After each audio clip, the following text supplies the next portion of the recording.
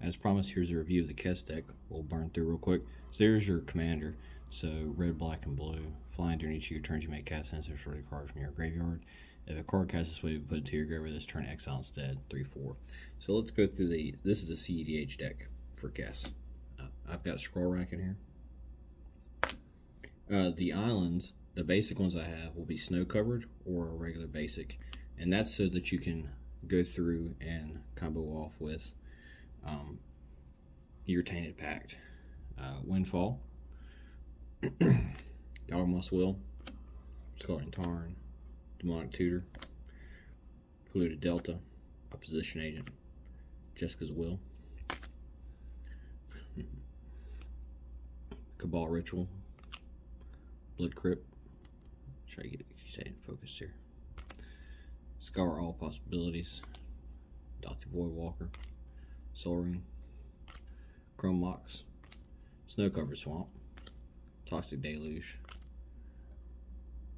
Ragavan, Nimble Pilfer, Shaman Spirit Guide, Swamp, Arcane Signet, Mox Opal, Brain Freeze, Lion's Eye Diamond, and Underworld Breach. That's the 3-card combo that lets you filter your entire library into your graveyard, and you'll have the mana to play it as well, and that's how you get to your win cons.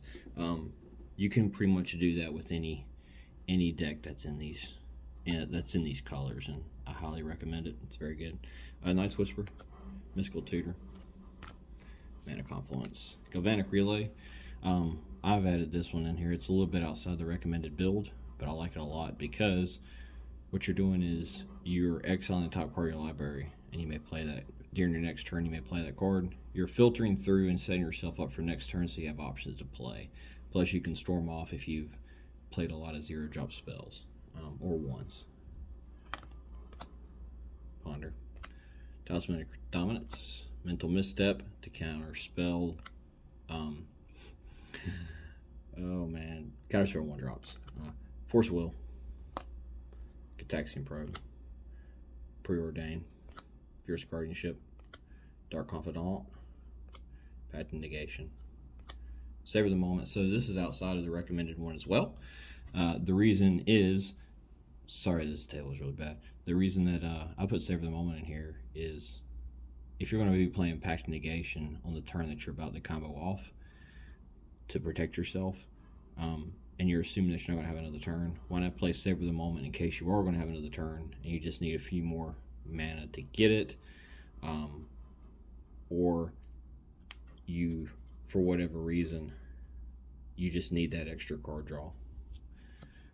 Prismatic Vista, Isochron Scepter, Demonic Tutor, Teleria West, Steam Vents, Diabolic Vision, Demonic Consultation, Command Tower, Mountain, Swan Song, Bloodstained Mire, Snow Covered Mountain, Exotic Orchard. This is assuming that your opponents are playing blue, black, and red. They're very popular. If you have another multicolor or another tricolor that's in these, or another test for any color, I'd put it in there instead of Exotic Orchard. Never rely on your opponents. Red Elemental Blast, City of Brass, Dramatic Reversal, Cloud of Fairies. So a few people were asking me about this one and why I might play it. So they're coming into play and untap 2 lands. I'm looking at this as a storm ability.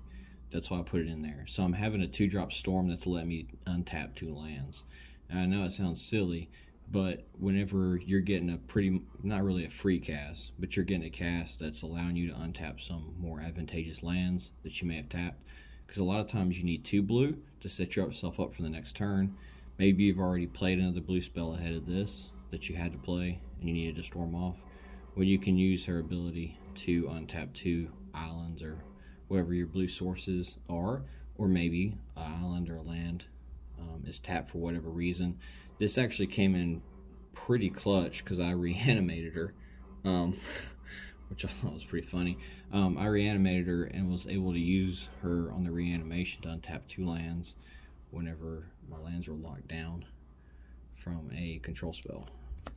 Dragon's Rage Channeler, Extract, Brainstorm, Sensei's Divining Top, Reanimate, Selective Memory, and Mana Severance. So this is my package to expedite the play of the deck. So select a memory, search the library for any number of non-land cards and exile them, shuffle the library.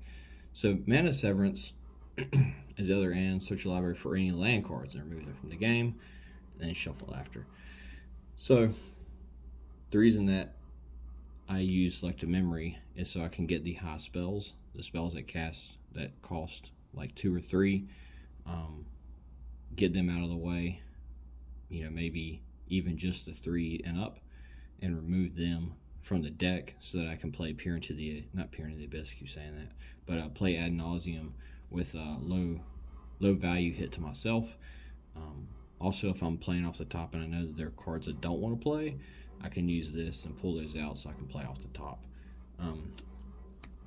Mana Severance, to get rid of those pesky lands, that when you're doing a Storm off with a Galvanic Relay, you're not worrying about lands being in that stack of playable cards for next turn, because there's nothing worse than only storming off about 5 times during your turn, hitting a Galvanic Relay and getting like 3 lands out of those 5 that you're trying to get with a Galvanic Relay. I'm a big fan of Galvanic Relay. Forbidden Orchard, Pongify, Talisman of Indulgence, Flusterstorm, Wasteland, Dark Ritual, Curate, Dockside Extortionist, Rod of Your Grave, Mana Drain, Thassa's Oracle, Lotus Petal, Force of Negation, Mana Crypt, Arid Mesa, Sunken Hollow, Crystal Vein, Fabled Passage, Frantic Search. Another one of the untapped lands. I really like spells like this. Of course, you saw the fairies. I do have a Great Well and a Palinchron. I don't think they're going in this deck, this particular build, but I may. It would be pretty fantastic to use. But I like Frantic Search. It's one of my favorite spells, to be fair. You're drawing your cards. You can discard 2 cards to load your graveyard, which this deck kind of needs, and then you're untapping up to 3 lands, which is pretty huge, because sometimes you're paying this Frantic Search with, you know, mana rocks, and you can use your Dramatic Reversal to untap your non-land permanents, right? But you need something to untap your lands. Cyclonic Rift, Ponder, Delay, Mana Vault, Dark Slick Shores, Whirlpool Wars. This right here is another addition that I made, my personal flair on it. So Will effects, and she is coming in clutch every time I use her. So she's 1 blue and 2 colorless. When Whirlpool Warrior comes into play, shuffle the cards from your hand into your library, then draw the many cards. Red, sacrifice the warrior. Each player shuffles his or the cards from his or her hand into his or her library and draws that many cards.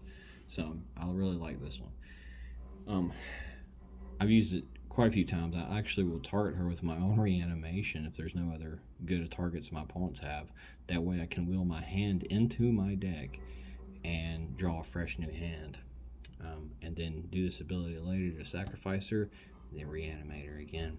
So there's some cool stuff you can do. Ad Nauseum, Lab Maniac, Doomsday, Archaeological Dig, Merchant Scroll, Regular Island, Talisman of Creativity, Remora, Tainted Pact, and then Verdant Catacomb. So that's the cast deck.